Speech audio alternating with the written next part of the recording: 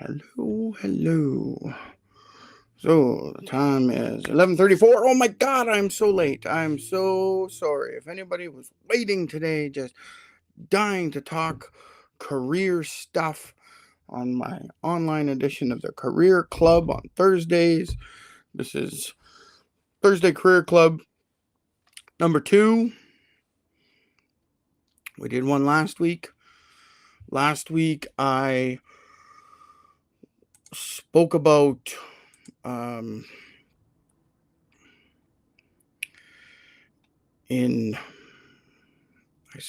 what I speak about. We talked about resumes, and I talked about the top tips I give to people with resumes, and just all the tips I use, the basic tips. There's certain things that I see all the time, so we talked about that. Hey, if you don't know, my name is Ian Hopfe. I'm an HR consultant here in Edmonton, Alberta, Canada, and welcome to my live. So, of course, I get ahead of myself. I forget to introduce myself. And so, I know I got distracted. I'm just checking to see if I'm live, it's working in all the locations I want it to be. Yeah, looks like it's good on all platforms. Starting today, I am now also going live on Facebook. Oh, and there was my live on Facebook Live. So I'm going to start going live on all 3 platforms now: LinkedIn, Facebook, and YouTube. So I think that's where my target market is. So that's where I'm going to be. I'm going to see how that goes. I'm going to do this for the next couple of weeks. I don't think my target market for HR and Indigenous Relations is necessarily, it's business to business, my business. So I don't want, I know I'm not business to, I'm not business to customers or clients. So I'm not B2C. So I'm not trying to look for that. Everybody, I'm looking for other small business owners, and most of what I do. And oh my God, let's get some music on. Sorry, I was late getting to my desk, so I totally forgot about music. Let's do some music. Let's do some chill.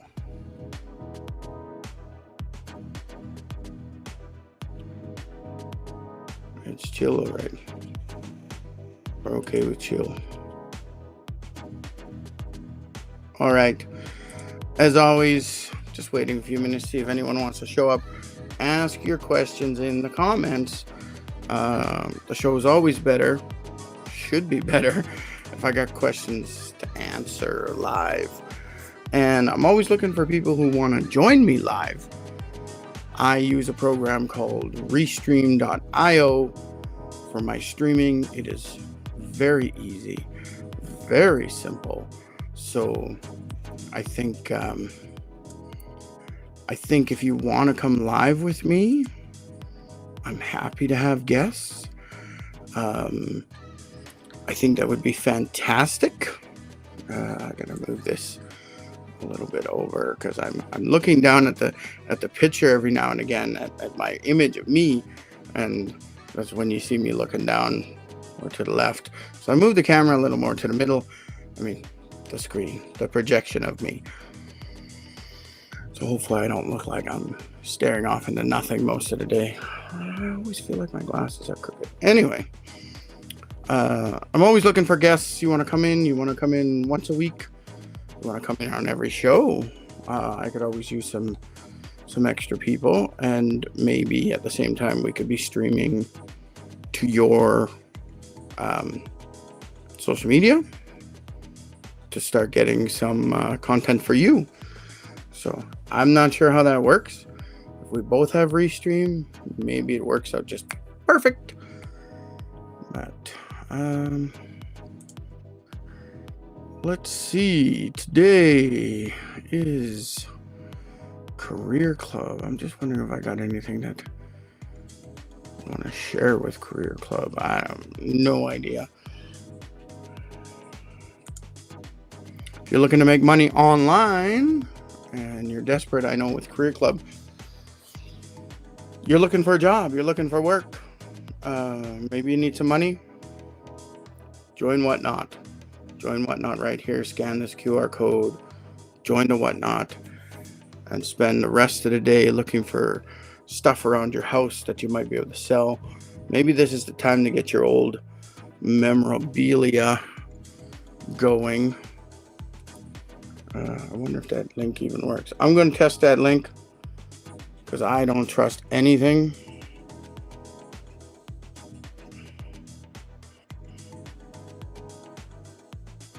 It is. Oh, it took me right to my Whatnot account, and it tells me I can't use my own referral link. That's fine. I was just testing the link and it appears to be working. So what you want to do, if you just need to make some money, here's a neat thing you can do. Go garage sailing each weekend. Spend $50 to $100 on some tchotchkes and knickknacks and found treasures, and then come back for the week to try to sell them on Whatnot. If you bought something for 50 cents, well, maybe you can sell it for $5, right? That's a lot more money than you had before. So, and then you can just fund that each week.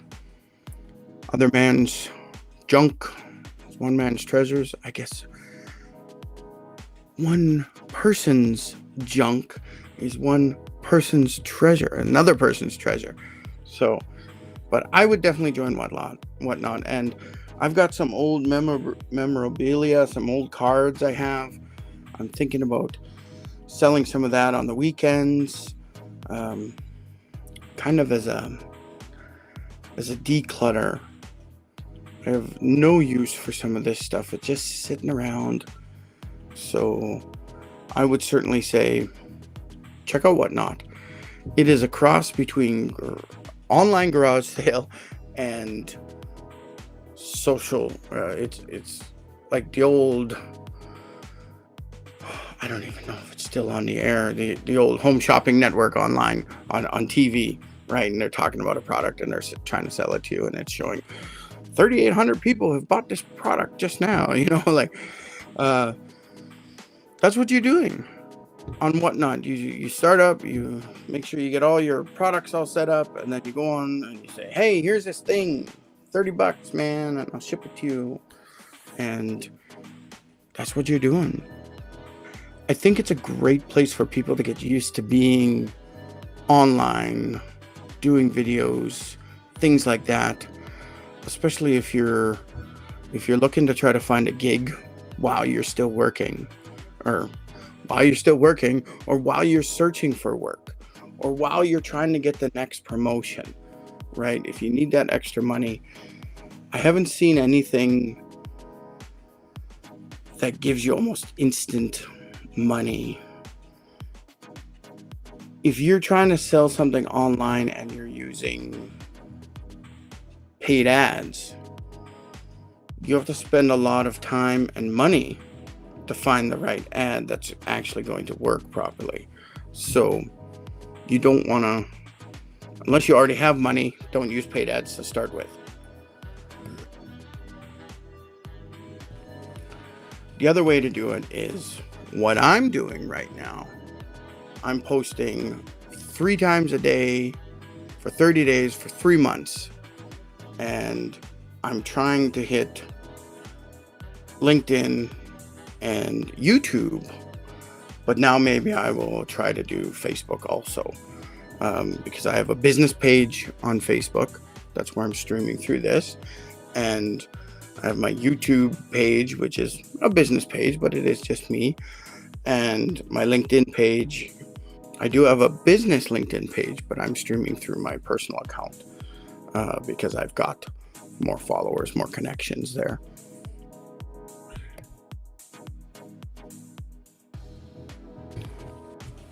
Sorry, I just ate. That was a burp. So, with those two ways of making money online, doing the paid ads and creating content, you've got to create the content. I'm doing it for 3 months. I'm stepping it up with the content by taking the advice from Gary Vee. I'm also going live. So I'm live 5 days a week on weekdays. I'm trying to do an hour to 2 hours every day. And I'm building traffic. Hopefully people see my links on my profiles, help me get some clients, help me book some meetings and things like that, right? And that's how you do it. Once you start making some money in one place, then you can start using some paid ads. Now, what Gary Vee likes to do is you do all this content, you're posting all the time, you're making just tens of posts a week and maybe even every couple days, and whichever one, he likes to say pop off, whichever one pops off or goes viral. So if you're used to getting 20, 30 impressions or views of your content, the one that goes to a few thousand for you is the one that popped off and is now going viral. That's viral for you. Viral doesn't necessarily mean you're getting millions of hits or hundreds of thousands of hits, right? Viral means doing abnormally well for you. So you take that content and you say, oh, I'm going to double down on that. That's the one everybody wants. So I'm going to do more content like that. And that's your best candidate to put some money in for advertising. So you turn that content into some sort of ad in some way, because everybody's interested in it already. So it could help you, right? And that's better than spending, some of these ad companies are spending millions of dollars for a 30-second commercial where they then need to pay for the marketing to show it on TV. And then there's not a whole lot of way for you to gauge whether or not you're just brand building or you're actually generating revenue. So the small guy,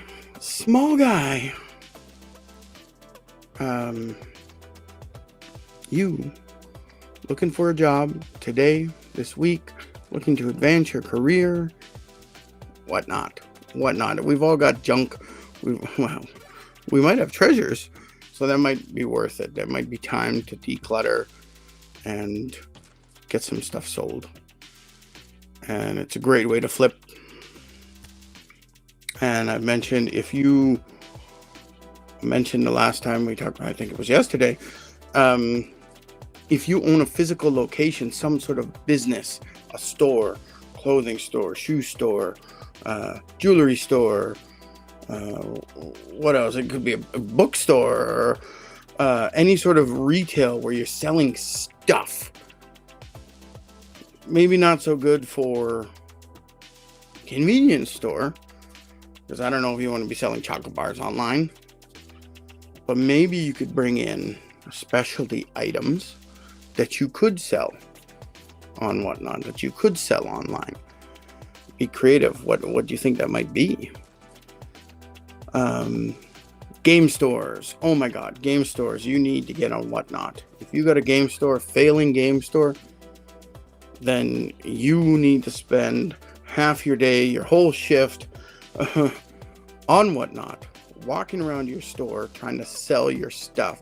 Even if customers are in there, right? You can still be going live on whatnot. Makes it real, makes it gritty.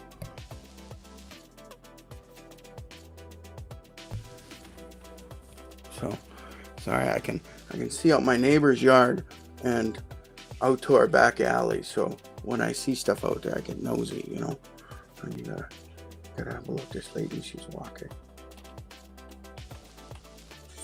dragging a thing. I don't know. She doesn't look like a dangerous criminal, but she does look like a possible Karen. So leave her to her stuff. Ask your question in the comments. I'm trying to check all the comment areas to make sure I don't miss a comment that comes in. Facebook, Instagram, or not Instagram, LinkedIn, or YouTube. I'm here for at least the next hour and a half. Yeah, maybe a little bit longer. I don't know. But I see you're not watching my video. Yes, I see myself on those other things. So, what do we want to talk about today? Last week I talked about my general tips for resumes, and I say you can build one good resume and use that when you're applying.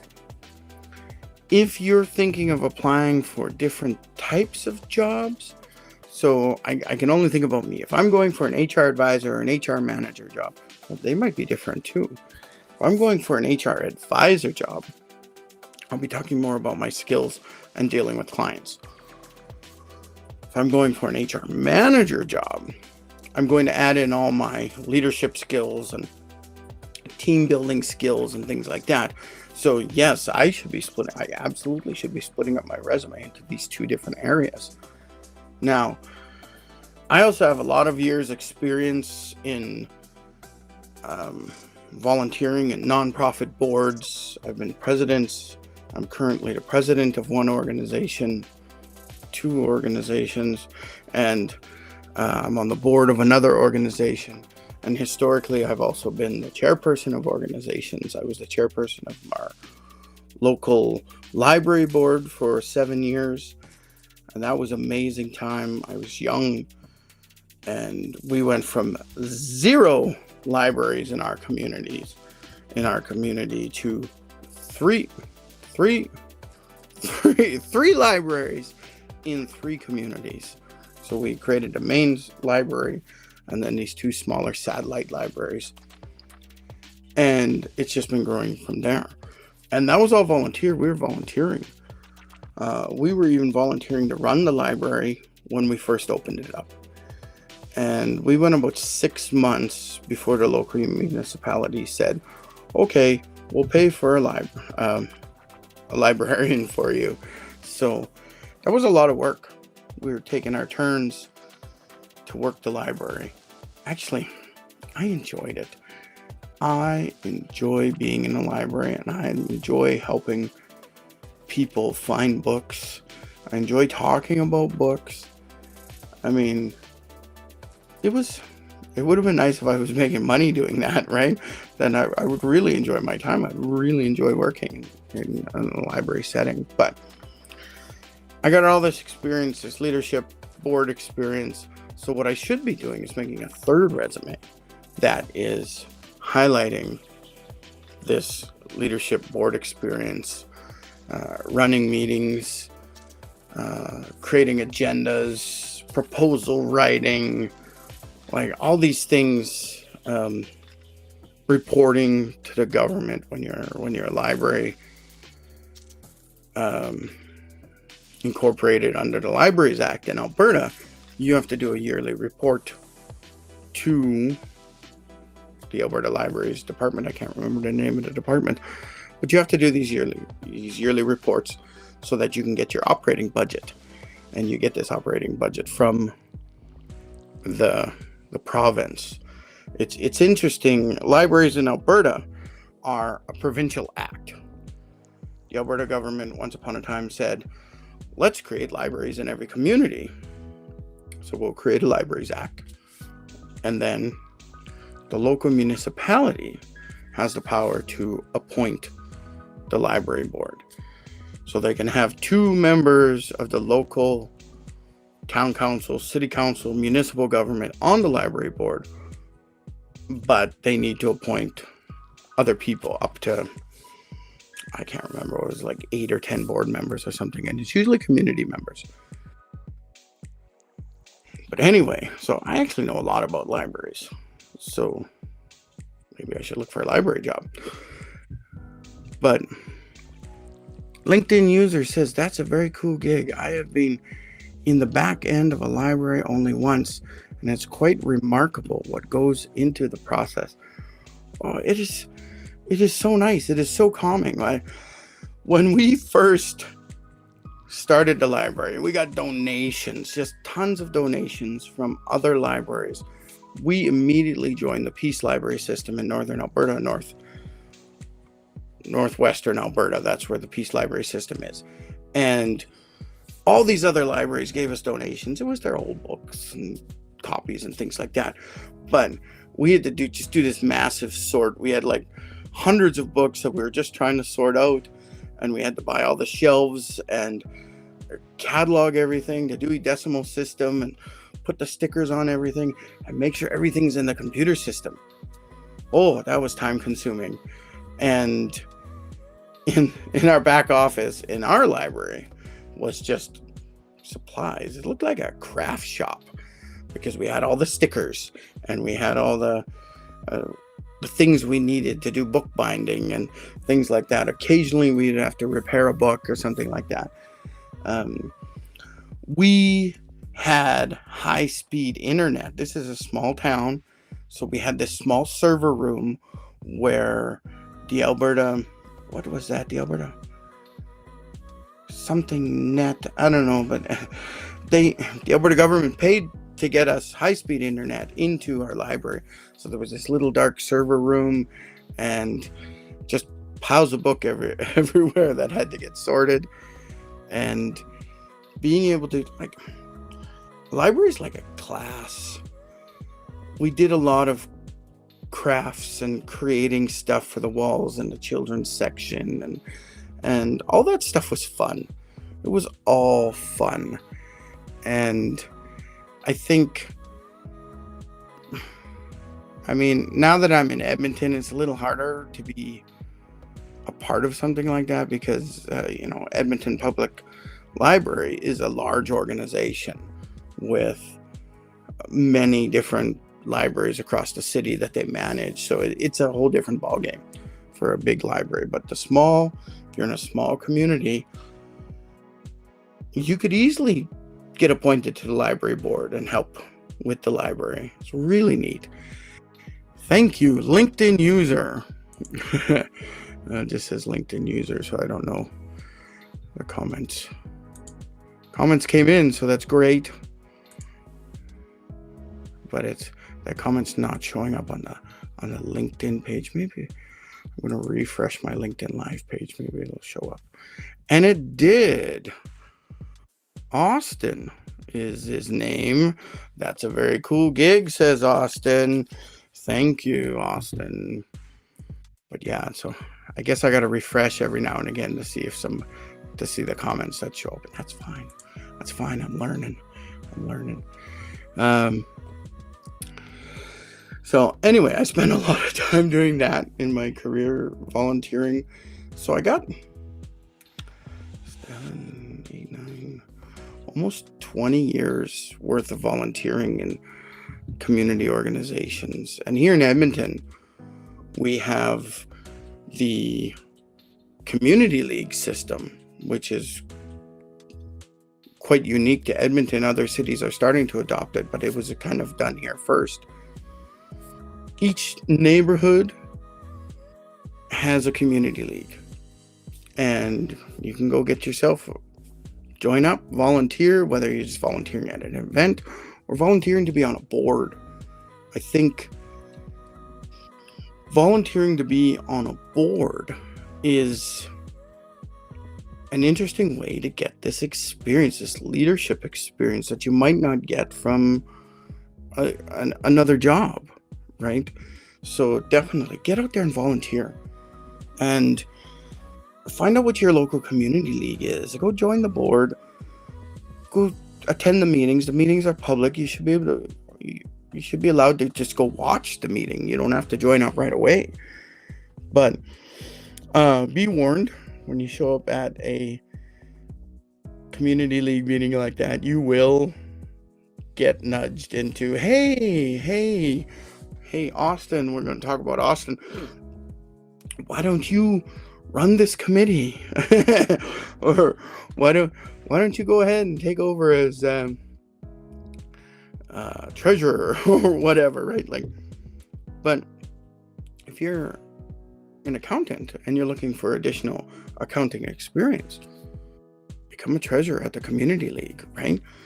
If you're a marketer or into some sort of communications, join your community league and start posting on the social media about community league events, and take over the website and the email list, right? I can't stress enough. Go out and volunteer. It is time consuming, and it can be hard because you're thinking, I just need a job. But that volunteer experience is real experience that you put onto your resume. Like when I talked about the resumes last week, I talked about how you should have like 10 bullet points under each work experience. Well, it's the same sort of thing for volunteer experience. Do at least 5 or more. Whatever you're doing volunteering, it's still experience. Even though it's volunteer experience, it's still going to help you. Absolutely still going to help you.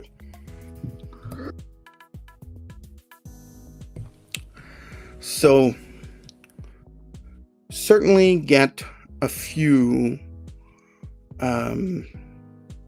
different resumes going on, and it's kind of like your career, what you've chosen, what you want to get into. So get those made. Keep them up to date. Oh my God. I tell so many people, keep your resume up to date. People come to me and they're like, Ian, can you create me a resume? And it's the worst thing. I hate it. Because it's not a me thing for you. It is a we thing. So I got to get on a call with you. We got to spend the next hour fleshing it out. I might be doing all the typing and asking the questions, but I got to ask you questions. So now you got to answer all these questions. How long did you work there and things like that? Keep your resume up to date. And that means every time you get a new work experience or you get assigned a new task at work, immediately go put it into your resume. Right? Again, there's the preconceptions about a job title. I got this job title, so everybody should know what I'm doing. Not necessarily. Especially if you've been assigned tasks that normally aren't associated with that job title. Right? Remember that. Austin commented again, I've definitely been voluntold to a committee or two. It's a great experience and creates wonderful, lasting relationships. You know, it is neat. I am an introvert. I hate being at community events, but now I'm on boards and it's a smaller group. You get to know these people. I know the people I was on the board of the library board with, I was in my 20s and everybody else was a little bit older. You know, they were in their 30s, 40s, and 50s at the time. So it was interesting. I made friends with these older people. And yeah, if you're on a smaller board, you can get voluntold to do something. Absolutely. And there can be some animosity on boards if you're not being perceived as volunteering enough. Right, they're going to say, hey, Austin, I'll put you join that committee too, and you chair that little committee. And it's hard for me to talk about that, because just being on the board and keeping the organization alive is a big ask for some people, because it's usually at least one meeting a month. Some people are extremely busy. One meeting a month might be extremely hard to get. set up on a regular basis, right? Now imagine you're on a couple committees, so each one of those committees is going to meet each month, and now you volunteer for an event. So during that event, you got to go volunteer. You're there for 4 to 8 hours volunteering. Maybe you volunteered to help set up the event, so you've got to have a meeting about what are we going to do. Let's plan this event, right? So there is a lot of stuff that you can do, and I say just do what you really can do and what you're willing to do. It's very hard to be everything to everyone, and you have some people who have been on the board for a long time, and lack of a better word, they're burnt out. These people have been on a local board for the last 20 years. They're burnt out. They've seen everything. They might be negative Nellies. Oh, we tried that a few years ago and it didn't work and nobody came. And when I look at the volunteering side of things, it takes time. Now, this is the same within organizations, the HR thing. It takes time for people to realize that something is happening, that something's going on. There's an event, a regular event, a monthly event, a weekly event, a daily event. It takes time. And people might see, oh, that thing's there. Oh, maybe I'll go next time. But they miss it a few times. And then all of a sudden it's gone. They, at their end, your community members, are like, well, I saw it and then it disappeared, so I don't trust anything, or I don't think our community league board is doing a good job. Right? Well, put your money where your mouth is. It's a volunteer organization. Volunteers can only do so much. So get out there and volunteer yourself. Yeah. Get that volunteer experience on your resume.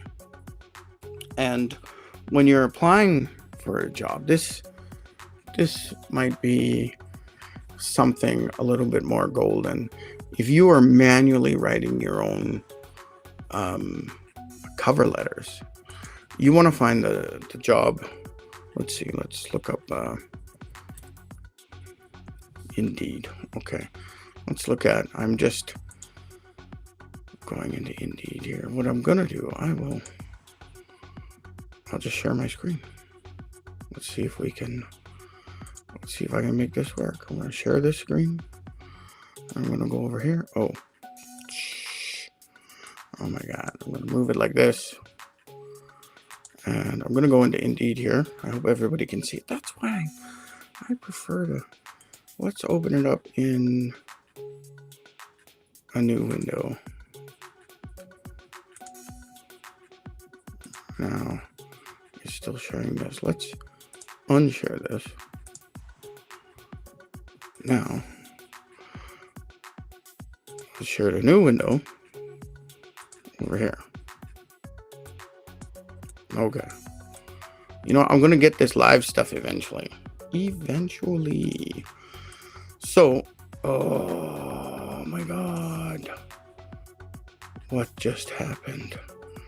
I accidentally dragged the tab over.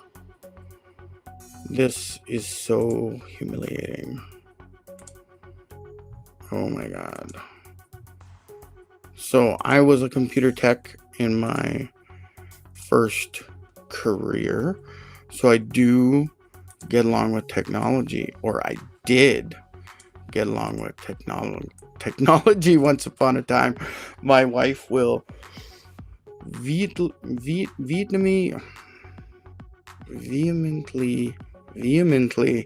argue that I'm not good with technology now. I'm just that old guy that can't use technology, right? So let's go with HR. Let's go with HR generalist. Okay, yeah, in Edmonton. So, okay. So these are the jobs. Let's go with this one. Bayshore Health. Okay, so this I'm doing HR because this is me, right? So we look at this job and we see all the stuff. Description. This is actually pretty good. Normally the job ads start off with, this job is with this company and we're this type of company. Well, this describes the job. Okay. This is them trying to sell you the job. And before that, in a lot of job ads, they might be trying to sell you the organization. Qualifications. I just want to make sure everybody can see this come up on the screen. So it's a little small. Anyway, so you're looking for the qualifications section. This stuff they're mentioning here are what you need to address in your cover letter. Minimum 3 years of progressive and varied administration and human resources work experience with a focus on employee relations. So you're going to talk about that. That's number one. You're going to talk about what you've done in your past career about that. And then experienced user of technology, including Microsoft Office and PowerPoint. So that's going to be your next paragraph. And it's going to be, let's talk about the technology you have. You make sure you use the same terminology they're using and maybe even expand it a little bit, right? They're using MS Office. So you want to say MS Office.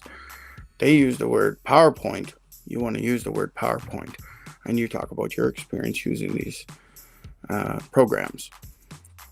Familiar with relevant federal and provincial legislation, including labor codes, labor standards, employment standards, and human rights. So you're going to talk about how you, in your previous roles, you've had to address these and how you've used them. If you continue to work in a certain industry, you're going to get them memorized, but you only got to learn them when something new changes. But the important thing is being able to investigate and use this stuff, right? Because things change. So that's going to be like your third paragraph. Okay, it might be your fourth paragraph. Your first paragraph is, hey, I saw your job ad at this organization. And you're going to say something like, I have this type of education and I speak these languages.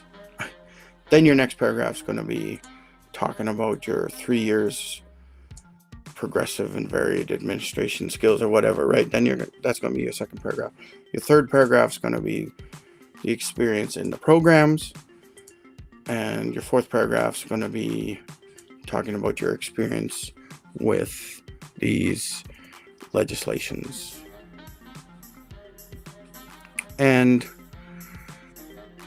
then other skills and abilities, you're going to want to look at these. This might be another paragraph or two.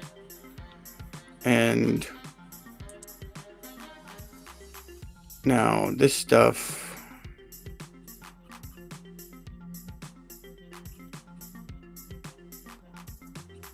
is not really needed to be addressed.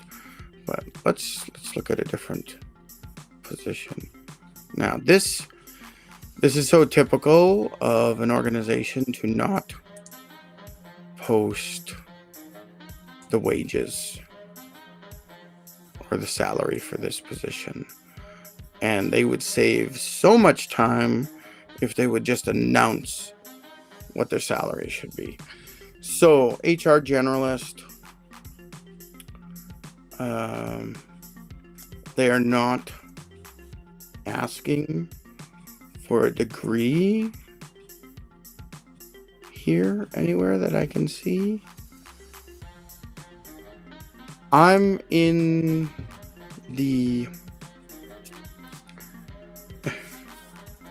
the side of the argument where if you have a degree, any degree, especially if it's related to your industry, your starting wage should be 60 to 65,000 here in Canada. And that's just a starting wage, right? So they have not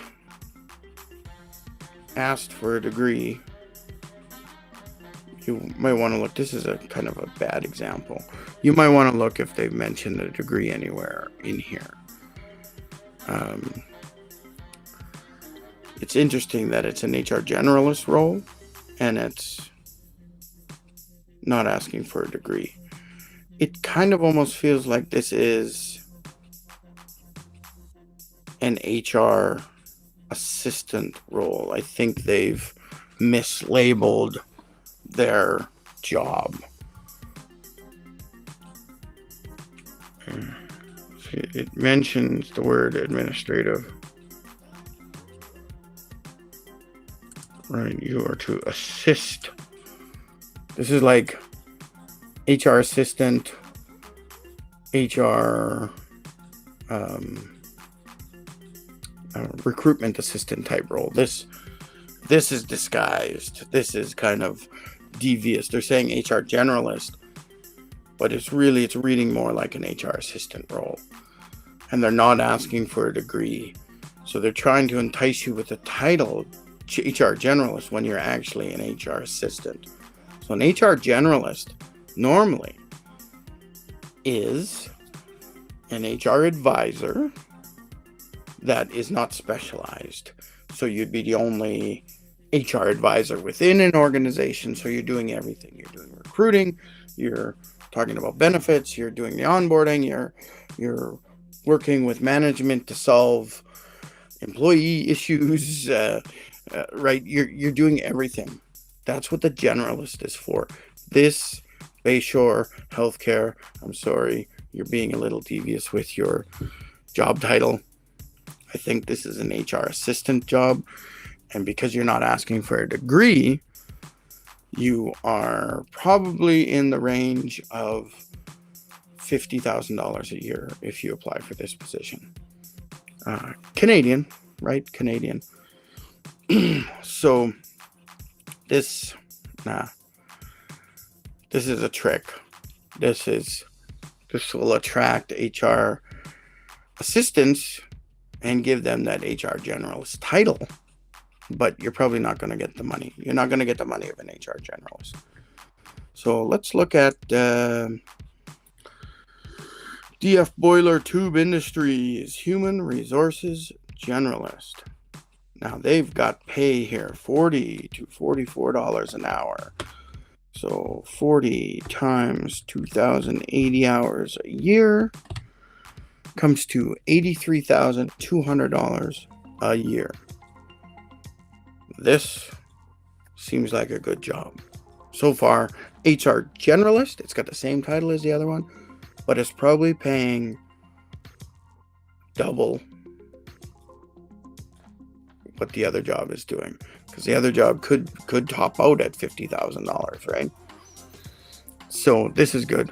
And $44 an hour times 2,080 hours a year equals 91,000. So this is top out at about $92,000 a year. This seems like good pay for this job. Let's look. I'm glad they put that in because it's going to attract the right people. Someone with a lot of experience might just ignore this, and the people that have some of the experience, you're going to get more people on the low end. But that will allow you to say, okay, well, we're just going to give you 40, right? That might be able to save on your budget a little bit. Listing the dental or life insurance. That's awesome, right? That's good. Full job description, right? They're asking for the bachelor's degree. Okay. So right now they're asking for a bachelor's degree. They want 2 to 3 years experience. I mean, $83,000 a year for 2 to 3 years experience. This is a good job. People should be applying for this. I might apply for this. Because like I said, if they're asking for a bachelor's degree, it should be at least $60,000 to $65,000. That's an entry level. but they are asking for a little bit more experience, I might be considered overqualified for this job, so they might not consider me, right? Tasks. This is just a list of stuff that you do, and you're supervising 1 to 2 people. So you're going to have an HR assistant. You might have a recruiter that reports to you in this position. So that's an interesting situation. $83,000 to $91,000 a year supervising 1 to 2 people. That still seems pretty good. That's on par. That's about where you want to be.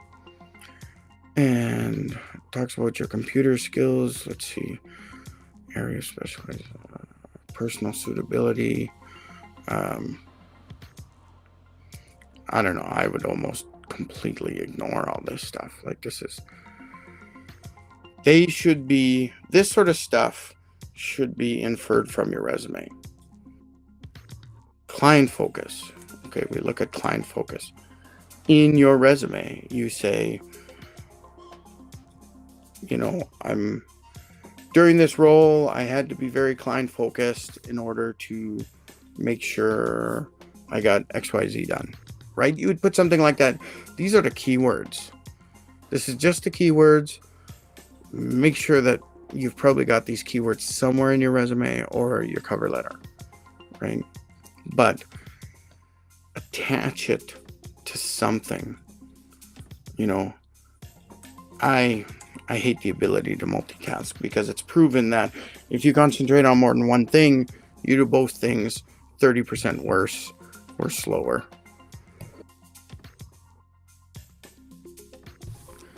So multitask might mean it's a busy work environment. So maybe you might not want to work there if you want a calmer work environment. Reliability. This is code for they've had issues with people coming in late, leaving early, missing days. And it could be a red flag because they're mad that people keep taking all their sick days that they're offering, right? So consider that might be a red flag. That's why you're researching that company. You're trying to see their reviews on Glassdoor and things like that. Right, some of these you can interpret as a red flag. Screening questions. Oh yes, health benefits. Life insurance. Parking available. How nice. Okay, so this one is a little bit different. You definitely want to address all these programs in your cover letter, and or make sure they're listed somewhere as a program you used in a previous job. So in my previous job, I used Microsoft MS Excel, MS Outlook, MS PowerPoint, MS Windows, and MS Word. I mean, I don't know who's doing this job description. It's a little, it doesn't feel like an HR person has written this job ad, because it lists tasks, but it's not listing must-haves. It's not listing the qualifications properly. So this particular job ad, you're going to have to say, oh, I found your job ad on Indeed. I have a bachelor's degree, and I've spent the last 5 years working in HR, right? Normally, you don't address any of this stuff. This is just a description of the work you'll be doing. Normally, there is a second section that says qualifications, must have skills, must have qualifications. It's something more like that. And it'll say, you need a degree, you need to have supervision experience, right? So if it's saying supervision here, you definitely want to talk about anytime you've supervised people. I supervised up to 10 people, right? And it could be at a volunteer organization. When I volunteered at the local library, we had 5 volunteers working for us. Oh my God, my cat is meowing down here. She's freaking out. So this one's a little bit, and I don't like this personal suitability section. This whole section feels like a red flag to me, right? They've enticed us with good money, but now they've got this personal suitability section that's dubious at best. Take this section with a grain of salt. Add these keywords into your description of your previous job work, job tasks, right? Add those in if you can, as many as you can.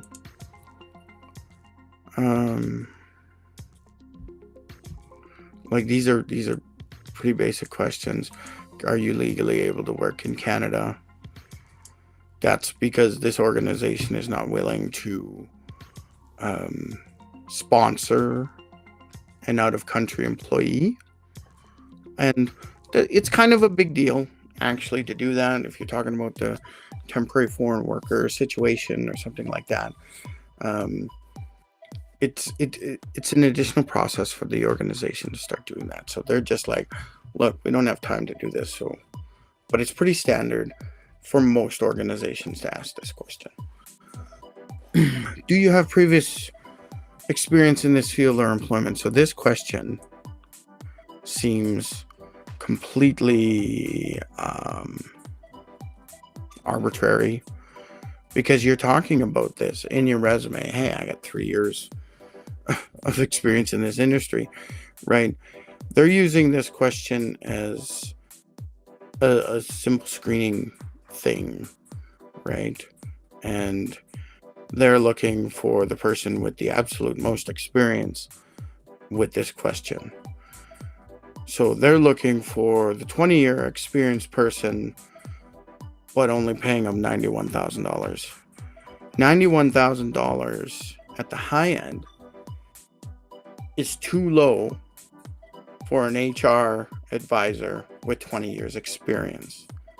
An HR advisor with 20 years experience should be more like 125, 150.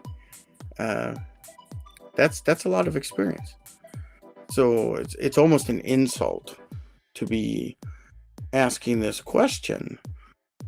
You're not looking, like, this job ad is not designed to look for a new HR advisor who just finished their degree. This is not the job for you, especially if there's a few red flags in that one section.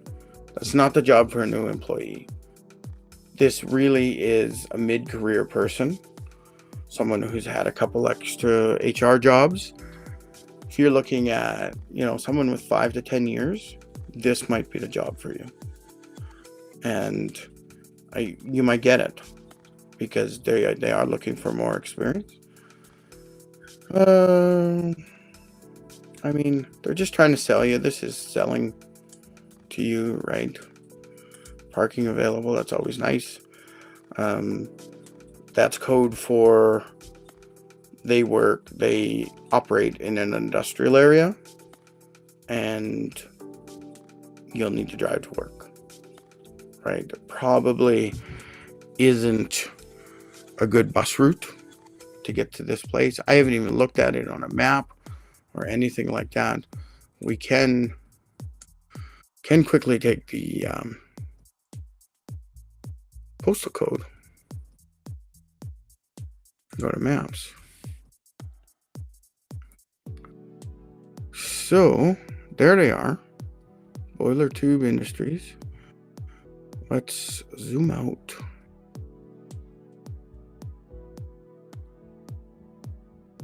Yellowhead Highway.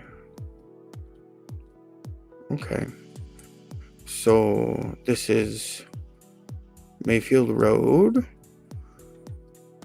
right? That's the Yellowhead Highway 16. This is St. Albert right here,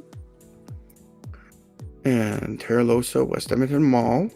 So you kind of know where these guys are, and you can see on the map my house in the Queen Mary Park neighborhood.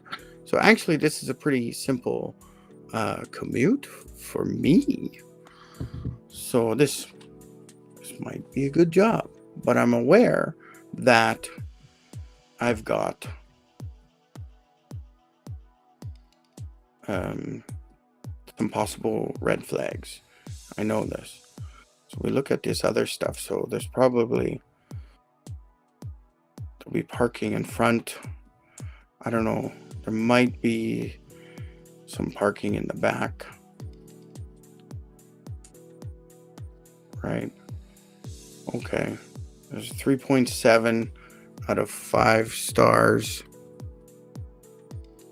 Is that low? I don't know. It's not terrible. Right? I think our 5-star system, we automatically think if you're not getting 4 or 5 stars, your company's a piece of crap. But this is a 3.7 on only 10 reviews. So we can investigate and say, ooh, if this was a 3.7 with 1,000 reviews, that's a different story. 3.7 with 1,000 reviews is pretty good. A 3.7 with 10 reviews might not be a good situation. Remember, these reviews may be coming from clients. Okay, so this person is immediately complaining about one of their drivers. Brave people driving their trucks. Okay, that's a harsh. Someone got really pissed off today. Someone had a bad driving day. And this has been here a year. All right. So the organization absolutely should have addressed this. If they're not addressing this, then there's something wrong. There's no response here. There's even one like. Somebody agrees that this organization has bad drivers. So they should have addressed this. The owner should have came on here. The PR person or whatever. Heck, the HR person could have came on here and said, thank you very much for this comment. We will investigate this further. We really appreciate your input, right? And then you leave it at that. You don't go back and you don't fight. You don't say, hey, we have good people working here. You don't fight. Right? Very nice place. Excellent people. Very nice people. So this is a different situation. This is someone who's come into the shop, the organization, and they've interacted directly. 6 years ago, the owner was very rude and unprofessional. So these might be some of the red flags we saw in the job ad. And this was pretty easy to do an investigation. We don't know why this person did 1 star. They didn't make a comment. But this person has only done 2 reviews in the last 4 years, and one of them was this 1 star. Can we trust that reviewer? Maybe not. Okay, Trevor here, he's a local guide. He's done 397 reviews. He's serious about doing reviews. He gave him 5 star. In my opinion, there is more weight to this person's review than this person's review. Even though it's affected the company review as a whole, this Trevor, he's got a better, I can trust it better. Again, 51 reviews, you can trust it better. 18 reviews, this person's owner is rude and unprofessional. Only 18 reviews in the last 6 years. I say you might have caught the owner on a bad day. But there is some truth to this. In actuality, this might have been a 2-star review, right? We don't know exactly. And it was so long ago. Maybe the owner is no longer working customer side of things. Maybe the owner is now retired, the owner's kids, or he hired a new CEO to run the company and he's on the beach in Bora Bora. We don't know, right? He might not be directly operating and dealing with people. But again, it's sad that nobody has commented on these. Even the good reviews, someone should have been, hey, we really appreciate that you like our people. we hope we gave you good service, right? Thanks for your review. Like, there should be something. But yeah, so this is kind of, you do that quick investigation when you're hiring. So there's possibility of some red flags. We don't know exactly what the culture is going to be like. So this is, remember, you're interviewing the company also. It's not just them interviewing you. You're also interviewing the company.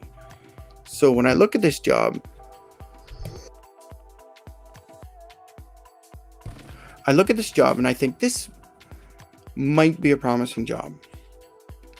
If you go in thinking, I gotta sneeze or something.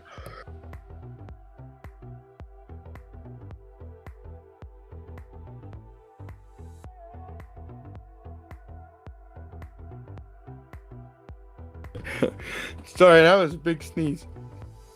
Oh my god. And that should have been a short that I put out on YouTube or something where I'm sneezing.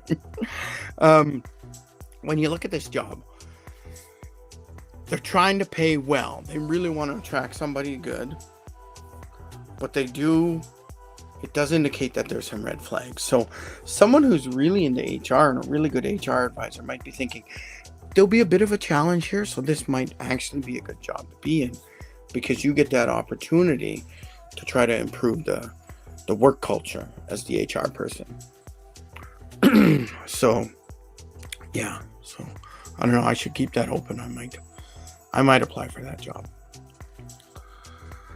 Here's an HR generalist job. Let's see what this one. Essential duties. It doesn't give us the amount of work. Provide administrative support. Support the recruiter. Assist with benefits administration.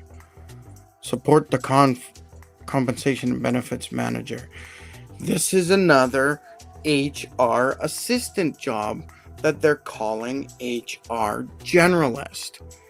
This is titled wrong.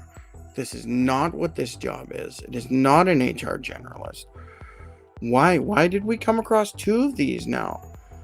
They're looking for 3 to 5 progressive HR experience.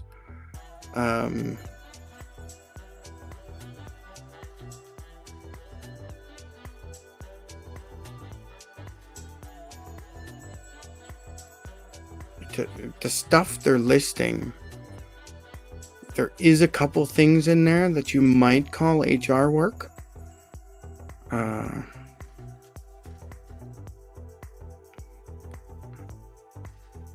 Ensuring compliance, that's HR work. Global policies, I mean, this is more HR work. Support HR initiatives, employee relations, and regional operations. So basically, the first part of this job is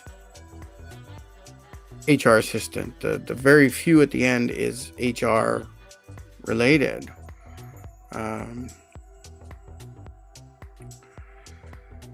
But looking for 3 to 5 years of experience,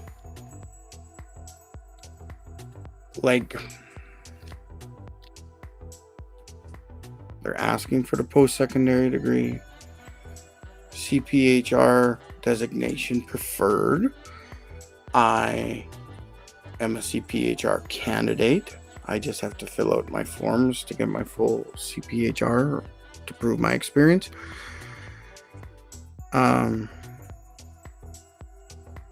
Right, but this qualifications list, this is what I've been trying to show everybody. This is what you're covering in your cover letter, right? Talk about your experience. You talk about your skills with labor laws. You mentioned that you have a degree and you're working on your CPHR designation. You talk about the programs you're using, and you try to use these keywords when you refer to them, because you might mention the different human resource information systems that you're using. Name drop. Is it Oracle? Is it whatever, these other programs? Comfortable working in fast-paced and constantly changing work environment. That's a red flag. That's a red flag. If you see that on any job ad, that's a red flag. Right? That means that you're overworked. The last HR generalist left because they were overworked. They moved on to a better job because they felt overworked in this role. So this is a red flag. I would never put this on a job description. This is like the kiss of death when you're trying to advertise a job. So don't do that. You might think that you're warning people about your fast-paced work environment, but nobody wants that. You could have just left this off. You lost, I don't know, 25 to 50% of your best candidates. I'm just throwing these numbers out. You lost a lot of good candidates because you had this sentence in your qualifications section. Proven ability to maintain composure and confidentiality. Well, this is HR. This is what we do, man. Excellent organizational, oral, and written communication skill. Okay.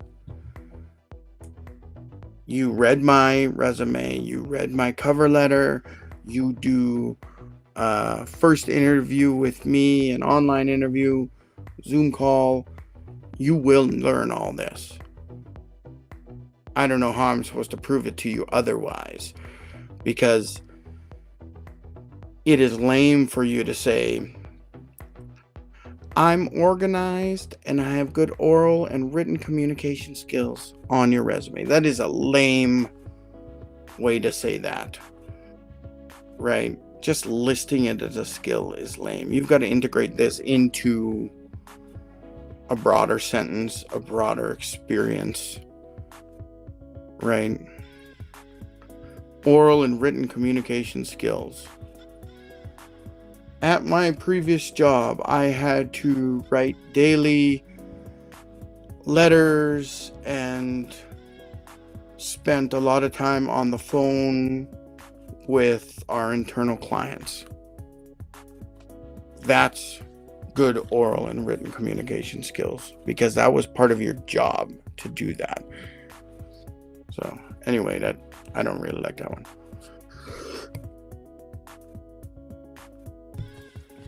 Ability to influence leadership and support decision-making processes.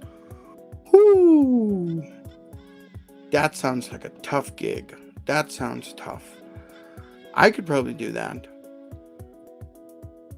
But on any organization where you have to push back against leadership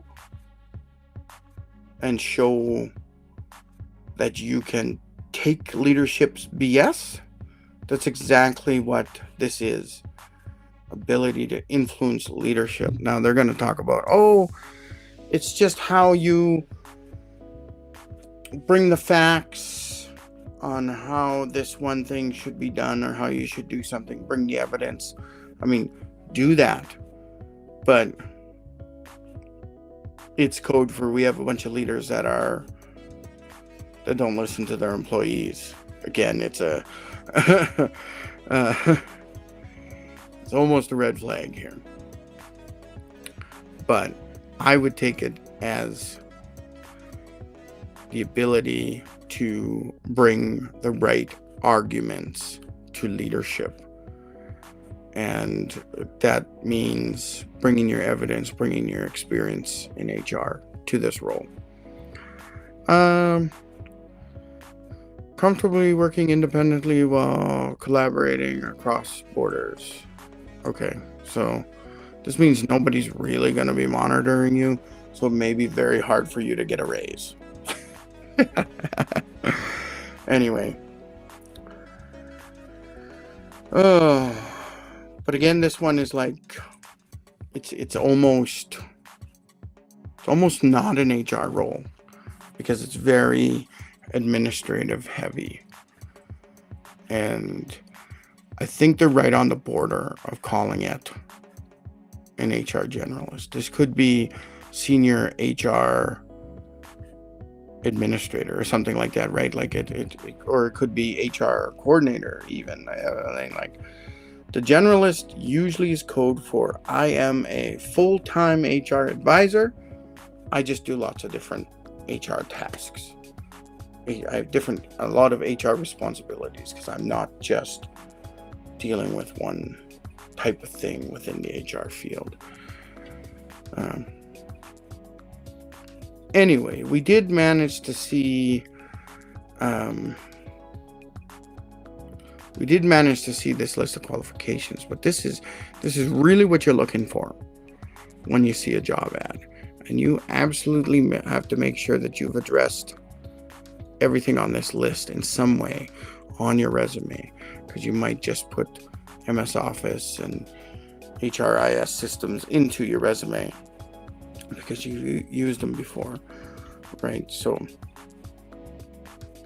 trying to address this, 3 to 5 years of progressive HR experience. Well, did this one have this one didn't describe the pay. 3 to 5 years experience, and they want a degree, right? Bachelor's degree or better. Okay. Well, if you get someone who's got an MBA or some sort of master's related to human resources, you better be paying at least $100,000 a year, right? 90 to 100 grand a year. If you're not willing to pay that, then you shouldn't be asking for better than a bachelor's degree. So looking at this job, because they're asking for the bachelor's degree or better, you're going to at least be starting $60,000 to $65,000 a year. This is the base pay for this. And then you're asking 3 to 5 years of experience. Now, they try to say progressive HR experience.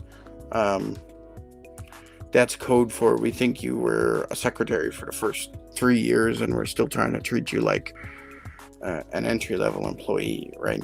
I hate that progressively. It's experience. Experience is all experience. You're progressing through your career, so it feels like a nonsensical saying. Whatever. This one, again, doesn't feel like an HR person has written this. This is one of the managers or the owner of the organization or something like that. It doesn't feel like an HR person. Or if it was an HR person, they were heavily influenced by a manager that doesn't know the industry or doesn't know the position very well. So 60 to 65,000 a year starting. That's for someone with 0 to 2 years experience, right? That's your starting. That's someone very entry level, just barely starting their job. Maybe they had one other HR job. 3 to 5 years. This is someone approaching their mid-career.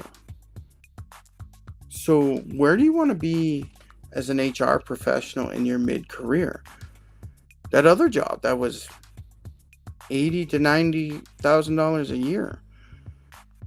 If they're not offering at least $75,000 a year for this position, their wages are off.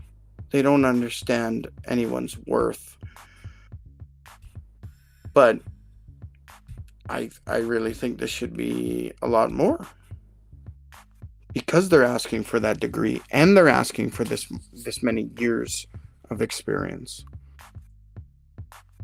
So I just want to review some of these other pages and see if anyone has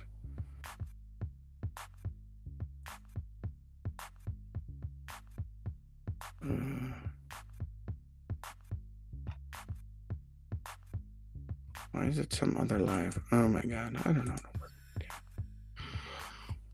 And they're asking for this. Oh. Okay. So I was just checking to see if there's comments. There's no comments there. LinkedIn, we had Austin asking some comments. I'll review. Refresh. Okay. No more comments there. We'll look at YouTube and I'll refresh the page there too. I just want to make sure I'm not missing anyone's comments if they put comments in. So that's great. We're doing all right. We didn't miss anyone's comments. I thank you very much, Austin, for the 2 comments.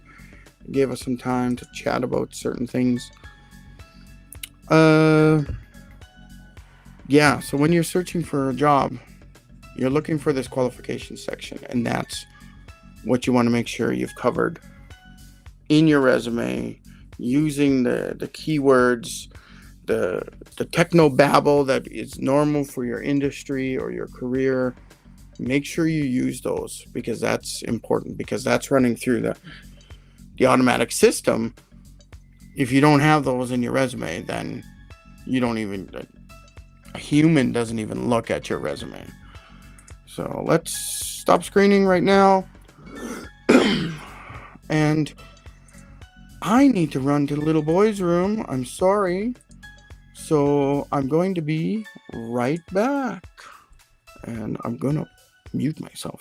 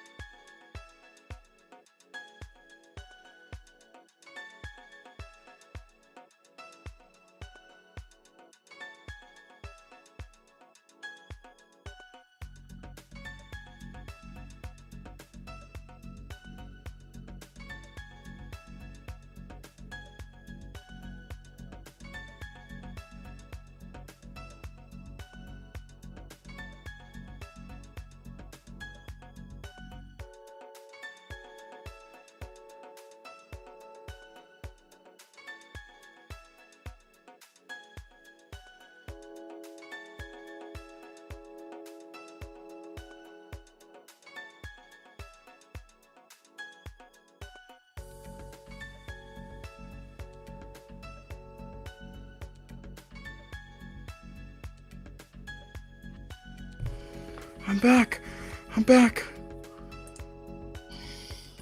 I'm sorry I took long. if anyone's chatted. No, just a couple chats from Austin. That's great. That's great. That's good. We went into kind of what you're looking for in the job ad, and just kind of maybe, I don't know, I can tell you about, I worked at a construction company and we were hiring for equipment operators, heavy equipment operators. And I had to teach myself all about heavy equipment. And, sorry, excuse me. I had to rate, I must have had, I don't know, 300-400 resumes that people had hand walked in. And when you're thinking about the construction industry, they tend to be a little more old school. Here, I need a job. Here's my resume, right? And they give it to the front desk. So all kinds of resumes from the front desk, and a whole bunch of resumes from the HR office, a whole bunch of resumes from the construction manager's office, a whole bunch of resumes from the general manager's office, right? So I had to collect all these up when I first started there, and it's just like, oh my God. And of course, I had to go through a sorting process. So how do you sort 300-400 resumes? Well, I just kind of separated at first between someone's like a trade, a laborer, equipment operator type thing. So I went through and I did that real quick. And then I had to go through each one of those piles and kind of rate them. Now, when I was doing the heavy equipment operator rating, I kind of had a sub rating system, because you think about the types of equipment. And during my investigation, I was thinking, oh, big excavator, that's got to be your most skilled piece of equipment. I found out no, it is the grader operator. If you can operate a grader effectively and keep the roads good, I guess it's very skilled work. And everybody basically said, if you can operate a grader, you got a journeyman's in heavy equipment, because if you can operate that grader, you should be able to operate everything else. And they say this because normally the company's grader operator is plowing the road owned by the client. So whether that's the local municipality and you've got a contract to plow the road for the general public, or if it's an oil field or forestry company and they've built this road, the general public can drive on it, but their big trucks are running on these roads and just pounding them. So the grader operator's role is to make sure these roads stay in very good shape. And if you're out there and you bugger up a road for a client who's got 500 trucks a day running back and forth on this road, you're going to get in trouble. You're going to lose the contract. So grader operator is very, very important. And then, so you kind of go through the different types of equipment and you rate them. Because if I need a grader operator, I want somebody who's got a little bit of grader experience, but has a lot of experience on the excavator and even the bulldozer, right? Like these bigger pieces. And if I'm looking for somebody who just needs to drive a rock truck, well, they don't even need a driver's license. They just need the experience. As long as that rock truck never gets up on a normal legal road, if they're running around on the side of the road or on the lease site or something like that, they're not technically on a road, so they don't even need a driver's license. But you got the packer And it's funny, that little piece of equipment, the skid steer, you need a certification to drive it. And you want to make sure you have a certified skid steer driver running your skid steer. But packer operator doesn't, rock truck operator doesn't. Rock trucks aren't even manual, or they're not standards. They're automatics. So it's just like driving a vehicle. It's just 10 times as big. So you think about this equipment, and I had to organize all that. And it's very old school with the very one page.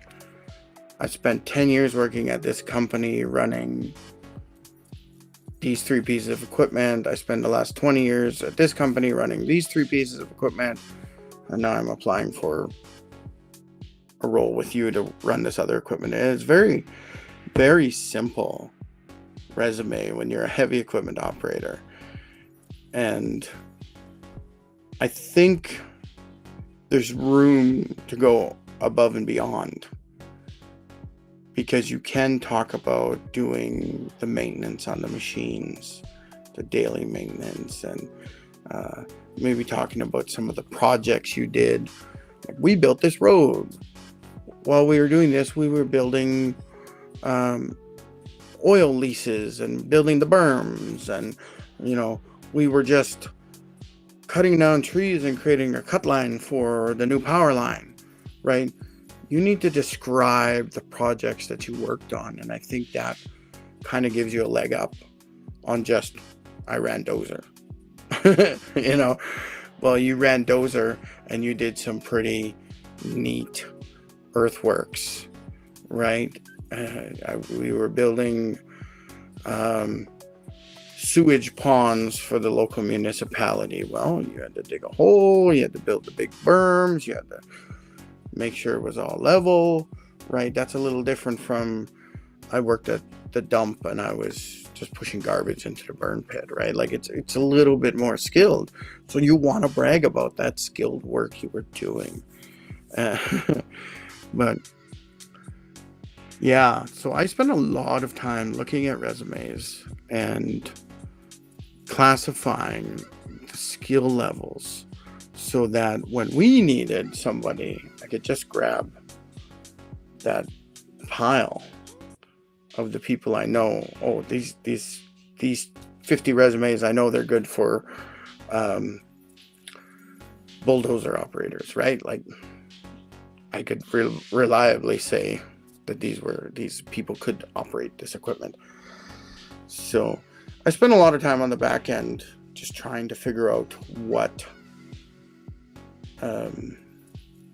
position everybody was good at. And the more you can answer these questions or support these questions with your cover letter and your resume, that's going to help, right? So don't be shy with types of projects, type of equipment. There could be different sizes in bulldozers, right? Like, you could be driving the world's smallest bulldozer and say you were a bulldozer operator. Or you could be driving some massive D11 bulldozer and doing some massive mine work or whatever, right? Like, try to be as specific as possible with these projects and the type of things you did. Where was I going with this? I was going someplace. It was good. Then it was bad. Then it was good. Now it's gone. We talk about your cover letter and your resume. It's almost a given that you should be putting a resume in, or a cover letter in, with any job. Old school, you're going to the someone's office and you're just dropping off your resume, I mean, that's different. But if you're being a little more exact and looking for that specific job, you don't want to give something generic. You definitely don't want a generic cover letter, right? I'm an equipment operator and I'm looking to work at a reputable organization and create a long-term career there. Like, oh my God, that's like the worst cover letter, right? So you need to go in. You need to learn AI, man. You need to train an AI like ChatGPT on who you are. So you go into ChatGPT and you say, hey, ChatGPT, here's my resume. And then you say, hey, ChatGPT, please ask me questions about my experience in this particular career path or whatever. And you say, please ask me questions to help you learn about me. So if I'm going into HR, ChatGPT is going to come back and say, hey, what sorts of HR work have you done in the past, right? And then I can list them out and answer them, flesh it out, or totally acknowledge that, oh, I got no experience doing that. So you train that GPT to know you.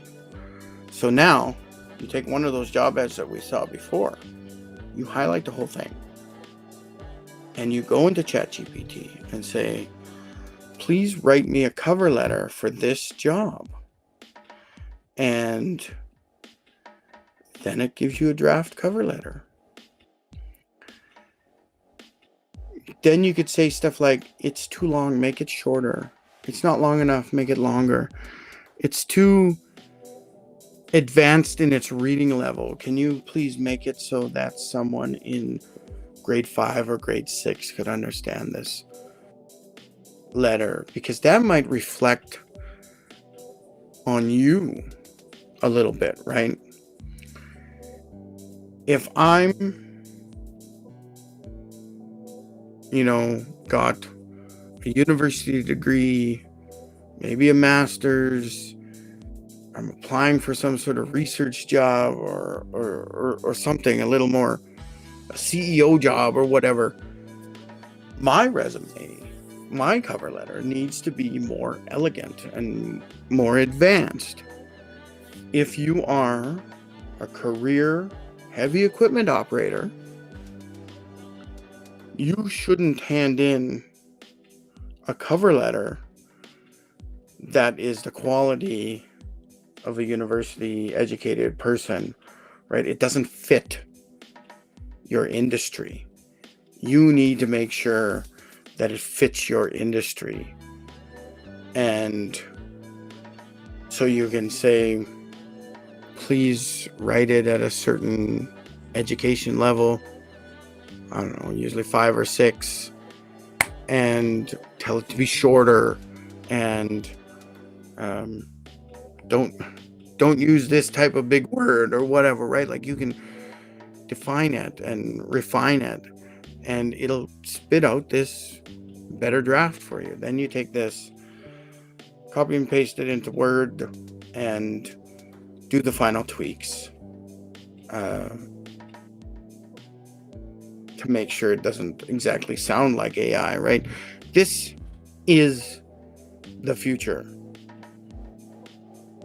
People are using AI to create their cover letters. It will continue to be done this way. And if you don't learn AI, you're being left behind. If you're an HR person like me, what do we do?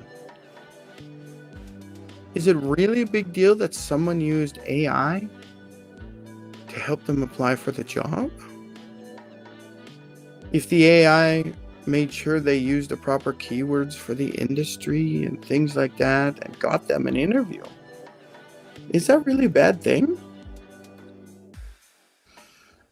Back when I was in my 20s applying for jobs here in Edmonton, I applied for a So I would have been in my late 20s, 28, 29. I applied for a job, assistant manager at a well-known liquor chain. I went to their corporate office and applied for the role.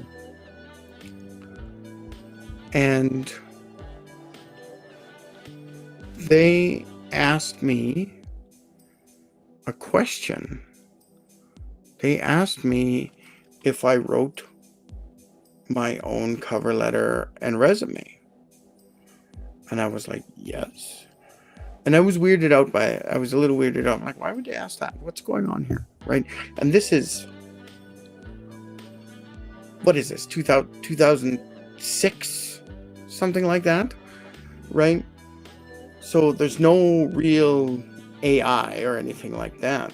But there's still a lot of people out there that do resume writing and cover letter writing for people, right? And I think they may make that mistake of making it seem like you're more educated than you really are.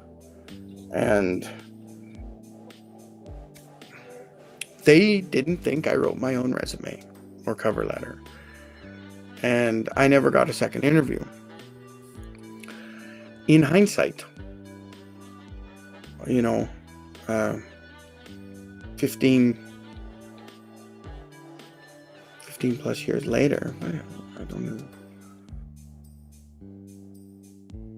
almost 20 years later, oh my God.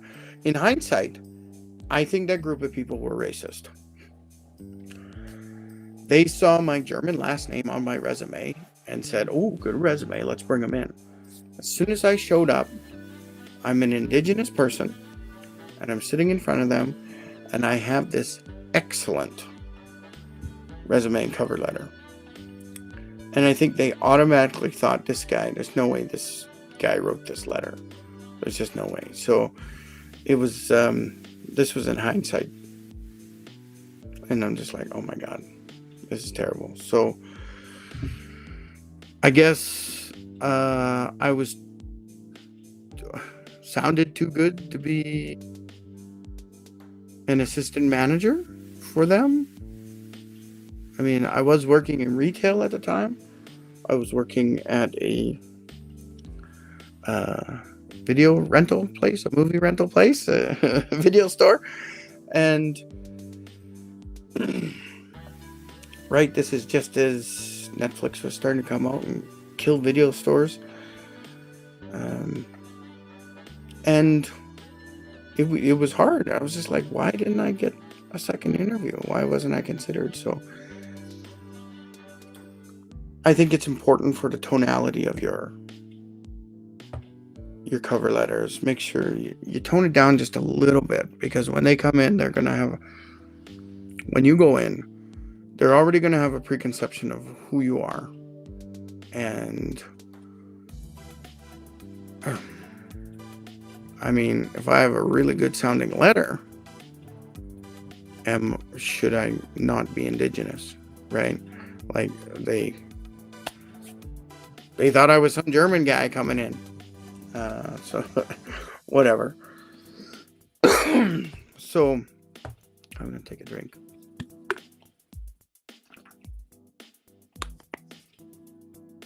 I think I'm just about burnt out for today.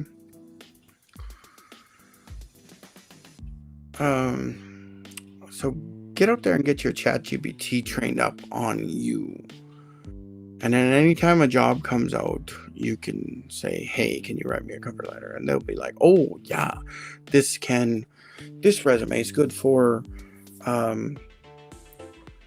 this job because it talks about, or this cover letter is good because it talks about their needs and your skills, and they match up great. And I've written it at a grade 5 level, so it matches your industry, right? And obviously, if you're going for a research position and you got a PhD, you're going to use big words. It's going to be a complicated letter. If you're going for the heavy equipment operator job, you're keeping it simple. to the point, but you are elaborating on the different projects you worked on to demonstrate your skills with the heavy equipment. So there's something in there for everyone. You're going to be somewhere in between. And go ahead and ask me questions. If you're watching this not live, that's fine. Go ahead and ask your questions in between the live. My name is Ian Hopfe. I'm an HR consultant. And you can ask me the questions after the lives are posted. And even if you're on LinkedIn, especially on LinkedIn, I prefer LinkedIn. Connect with me, and you can direct message me there on LinkedIn, and we can start chatting if you have some questions. What else can we talk about here?